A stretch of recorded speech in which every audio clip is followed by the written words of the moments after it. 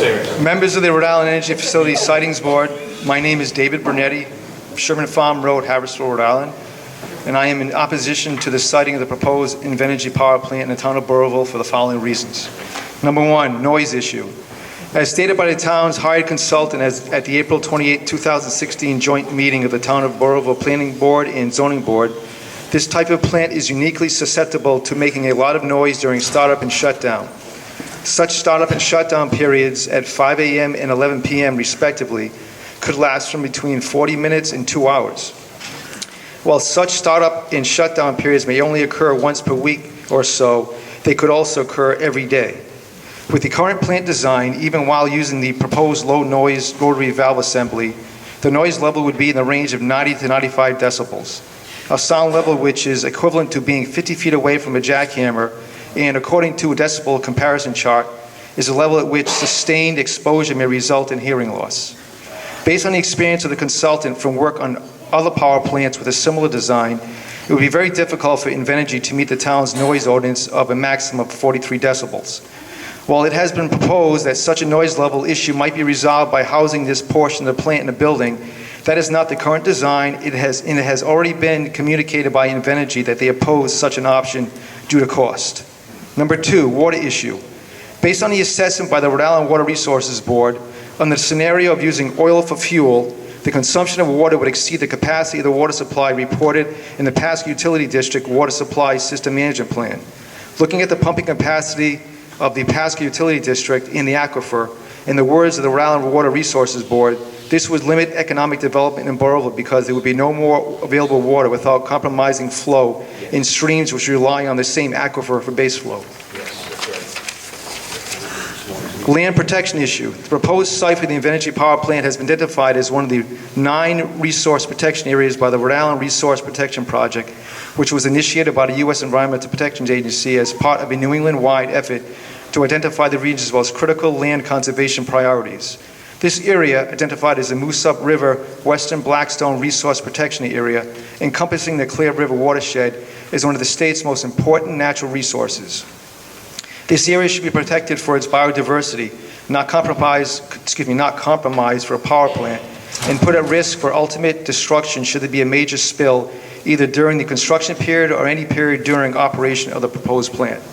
Number 4, Rhode Island Reinvestment Act. Building a new net 900 megawatt gas and oil-fired power plant in Rhode Island conflicts with and will make it impossible for the state to achieve the carbon emission reduction goals set forth in the 2014 Resilient Rhode Island Act.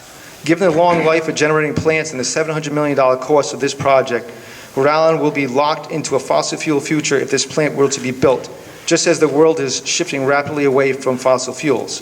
If this board grants the requested permit for this proposed natural gas plant, the challenge of meeting the state's goals on emissions reductions will go from difficult to impossible, as this plant would be more polluting per kilowatt hour generated than the average energy now on the New England power grid. Fracking issue.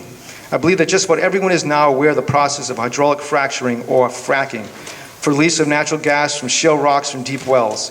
The main source of natural gas supply for this plant would be from fracking.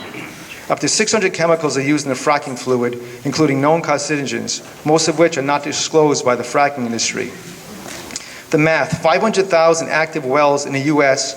times 8 million gallons of water per fracking event times 18 times that a well can be fracked is equivalent to 72 trillion gallons of water and 360 billion gallons of chemicals needed to run our current gas wells in the U.S. If this facility is built, it will result in both the perpetuation and increase of this highly destructive, unregulated, polluting industry, which is already causing an extensive amount of well water contamination, wasting trillions more gallons of water, leaving billions of additional gallons of toxic mix of chemicals in the ground, releasing untold thousands of tons of harmful VOCs into the atmosphere, contaminating the air, creating more acid rain and more ground level for ozone. It will ultimately ruin more people's homes, property, and lives. It's not worth it. Traffic spill issue with the oil delivery trucks. The 2 by 1 million gallon oil tanks on site will require the delivery of 222 of the 9,000 gallon tanker loads for filling.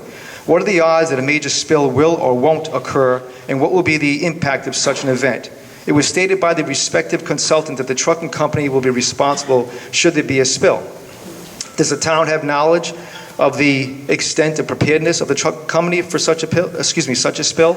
If so, do you think that they are prepared to deal with the worst case scenario from a spill? Because if a spill does occur, that will likely be what will happen. Are there plans in place to safeguard against the significant potential of detrimental impacts to the area's wetlands, as well as other environmental impacts from such an event? Number 7, catastrophic event. Are there risk management systems or plans in place to deal with a catastrophic event/release from either of the 2 1-million-gallon oil tanks or the 40,000-gallon aqueous ammonia tank? These are requirements of the chemical manufacturing industry. I trust that they are also requirements for this project, and the town consultants, members of the Planning Board and Zoning Board, and DEM have full knowledge of such a plan, and that such a plan has been deemed to be acceptable for handling such an event. Again, think about the worst case scenario. Number 8, makeup of the Rhode Island Energy Facilities Board. Just one more minute. One more minute. All the members of serve at the pleasure of the governor, who is clearly both a supporter and promoter of the siting of the plant in the town of Burrillville. I wonder how such a makeup of a board can provide an impartial decision for what really is a conflict of interest. 9, one last point. 10 seconds.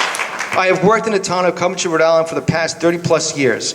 Over the course of that time, when coworkers found out where I live, they would often say to me, "Oh, God's country." Well, we don't need another power plant in God's country, especially not one of this magnitude.